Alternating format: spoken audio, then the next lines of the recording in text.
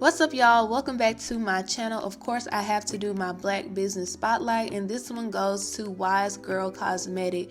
Now, this one is run by two young women that are college bound, and they make sure all of their products are for the everyday girl with everyday prices, from $5 lashes to lip gloss to palettes, everything that you need at affordable prices. So please be sure to check them out by clicking the links in my description box below.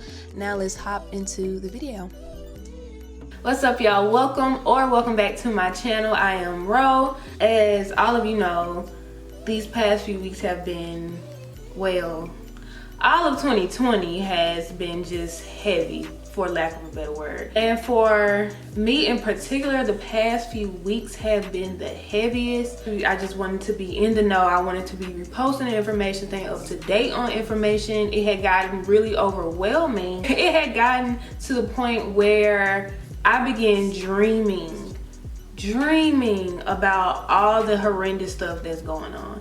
And at that point, I kind of realized that it was time for me to woosah. So in this video, I'm pretty much going to be talking about the different ways that I kind of reel myself back in, because I've really been on go these past 3 weeks. But I have to understand that if I'm no good, whatever I'm trying to do is no good. So I have to be good first in order to do any good. And I try to make sure that the things that I do to reel myself in aren't so deep, because I feel like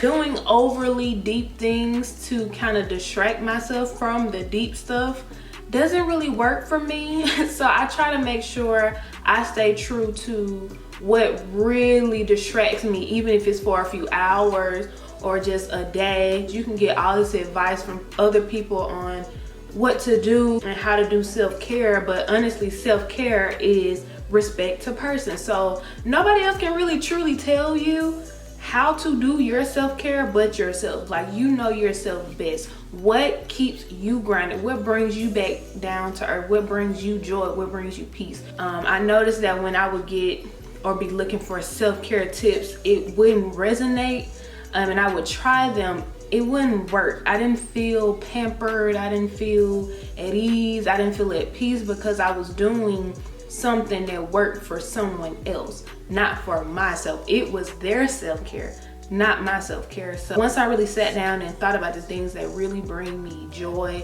that really make me laugh, that really make me smile, that really make me think, that really intrigue me, that really give me a break, distract my mind a little bit, that's my self-care. I just wanted to bring light to the fact that some of self-care isn't some of those really deep things that we see being plastered and pushed. Some of it is very, very simple. So I just want to share a few of my simple self-care things that I do. Yeah, let's just hop into it, because I'm recording this video on the day that I gotta upload it, and it's close to 7 p.m. I gotta hurry up. I'm gonna show y'all my list. Okay, this will be ways to disconnect from the world, not necessarily from yourself. That's not what I mean. And I'm specifically talking about more so the things that I've done in the past few weeks. One thing that I did was take a mental day from work. Another thing, I express my frustrations in some sort of way, whether it's crying, I'm a crier, writing, talking to God. And when I talk to God, I be talking to him like I would talk to a friend, because he is a friend. I turn off all of my social media notifications. This is something that I have been practicing for 3 years. I'm more prone to pick up my phone when there's a notification there. So the only notifications that I have coming to my phone are emails, calendar alerts, text messages, phone calls. No social media at all. I literally have to go and check my social media. I watch cartoon shows or cartoon movies, or something that's non-traumatizing, or I'll go back and watch some of my favorite old sitcoms, and it can be something from Nickelodeon, it can be Martin, it can be the Jamie Foxx show, One-on-One, Moesha, just something that'll get me away from what's current. And along with that, I'll listen or watch a comedy special. One thing I love to listen to is the 85 South show. I love them. I'll go watch an old King of Comedy special, or just any comedy special that I know will make me laugh or think about where I was the first time when I watched it. Something that I started last year and that I probably do every single night before I go to bed or randomly throughout the day, is play a game on my phone. I used to have no games on my phone before last year, and then I randomly downloaded a few card games, and then it went to it. I got all type of cooking games and Candy Crushes on my phone. It really just consumes my focus, so that's a really good one. I talk a lot with my hands, y'all, sorry. Take a long shower. And when I'm in the shower, I try to listen to upbeat music and or old music. It can be from the 80s, 90s, or just songs from my childhood. I even have a mount in my shower, and I bring my phone in and I watch YouTube videos as I shower. And I have my little speaker in there, my little shower speaker in there too. So I have a whole ritual when it comes to me taking a shower. The next one, clean with some upbeat music or a comedy special in the background. If I don't feel like listening to music, I put something in the background, music, a podcast, anything. Drink some tea, especially before bed. I noticed that I'm more anxious before I go to bed now, which has caused me to not sleep for a very long time, or caused me to like wake up earlier than I'm used to, or not have the best sleep, or have pretty bad dreams. I think tea is more so of a mind thing, but it really just like calms me down. I sleep with white noise. And white noise can be air conditioning sounds, raining. So I do that every single night. I do have some white noise apps on my phone, but recently I purchased actual white noise like device. I actually have it right here. I got it from Amazon, and it plays all night. I can set it to a timer. It's different things on here. Here's a light. So if I want to read before I go to bed and I don't want to turn on like a brighter light, this is like the perfect little night light. So I made it my business to invest in this. Y'all hear? This is just magical. That helps me stay asleep. It helps me go to sleep, and it's just really soothing. It just creates a vibe in my room that like guides me into sleep. I mentioned this in my 20 for 2020 video, which was avoiding social media during my morning routine and my nighttime routine. I try not to get on social media before I go to work. I try not to be on social media at least an hour before I go to bed. One night I got on Twitter before I went to bed, and I came across the most disgusting story I have ever seen in my 24 years of life. And once I saw that, even though this was already something that I had told myself to stop doing, avoiding social media before bed, once I saw that, and it was like 1 or 2 in the morning when I saw it, I was like, bro, you really have to stay off of this stuff, because especially before bed, because I was so disturbed. My spirit was so disturbed. It was I promise it's the most disturbing story I ever seen, and for that reason alone, I've been really trying to stick with this particular thing. So avoiding social media before going to work and an hour before I go to bed. Reading up on more solution-based information versus consuming myself with the trauma itself. At this point, I think I've seen all the videos that I need to see to understand what's going on. Now I need to be more focused on what are some solutions that I can help with. Avoiding the just talkers. Now, avoiding the just talkers is like those who just talk. So I avoid the just talkers, because I know for some people this is just a talking point, but for me it's bigger than that. So I'm not here to just talk about it. What we doing?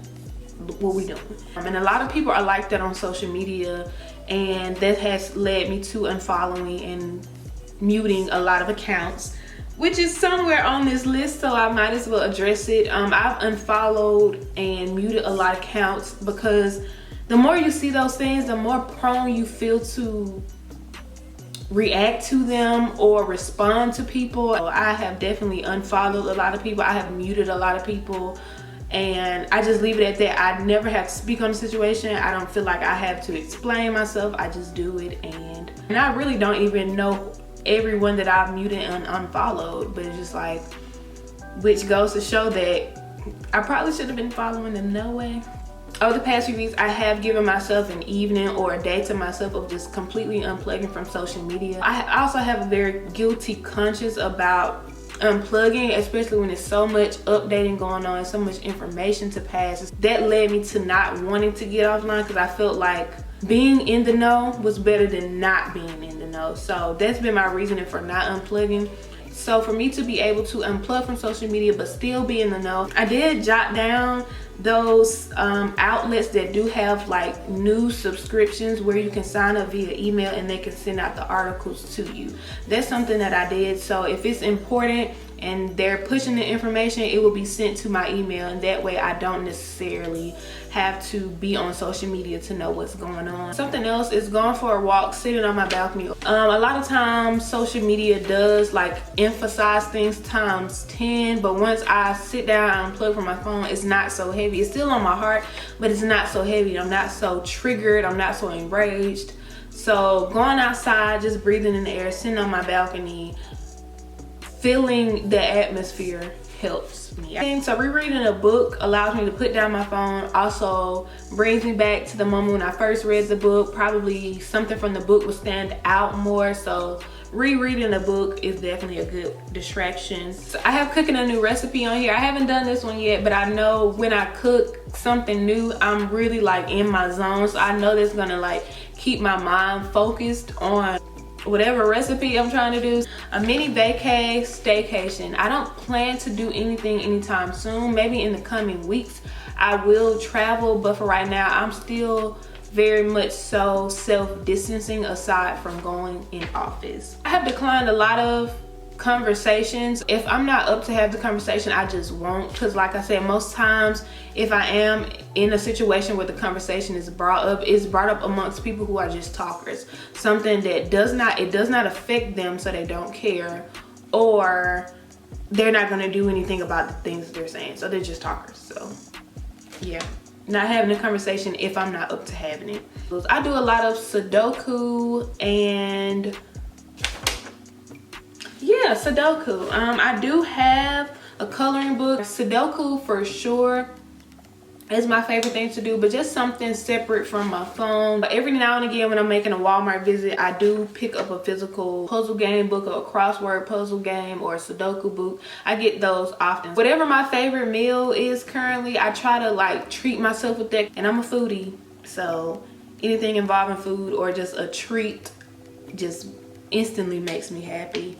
Taking a nap. I'm not gonna lie, taking naps have not been on my to-do list for a while. Even in quarantine, I can probably count on my hand how many naps I've taken. I made it my business to start taking naps every now and again. Call an old friend, or just call a friend, period. I know, like I said, most of the things on my list are just something to like help me get out of the current state and think about the past. So I know calling an old friend will definitely make me happy and get my mind off things.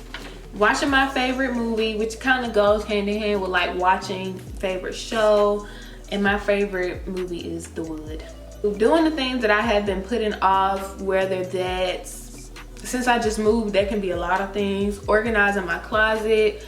I finally got my car washed and cleaned. So whatever it is that I have been putting off, I'll do that. Doing my hair is really peaceful for me now. I don't really dread doing my hair anymore just because it's not much to do. Scrolling through Pinterest, looking at home decor. That one is the one. Also, I organize like my saved posts from Instagram. I'll just go to like my different saved posts. Like I'll go to my funny category or my home decor category or my singing category. That's one of them. I love to listen to people sing. I'm surprised I don't have that on my list. Watching funny videos or listening to people sing, top 3 of me disconnecting. I love to listen to people sing. I have categories like in my phone of saved posts, so if I just want to go to one video that I'm thinking about in particular, I can just go straight to it. I don't know if that's like OCD, but I got it. So here it is. I got quotes, inspo, funny, singing, music, education, history, love, workout, home inspo, body, dancing, food, clothes, hair, beauty, vibes, makeup, tattoos, health. It's already categorized. So if I want to hear somebody singing, boom. If I want to go look at some home inspo that I save, it's there. Most times when I'm on Instagram, I'm not really scrolling my timeline. I'm actually in my save stuff, listening to somebody sing or listening to an old funny video. So that's definitely one of them. Which leads to my last point of looking at old photos or memories. What usually triggers me to do this is like if I get on Facebook, there's usually like a memory up there from like when I posted something on that day, like last year or 2 years ago. Or I go through like my archive stuff on Instagram. Next thing I know, I'm in my photos app going through old stuff. So that's pretty much the different things that I do to disconnect. These aren't necessarily the deepest of things, but I know they bring me joy. I know they bring me peace.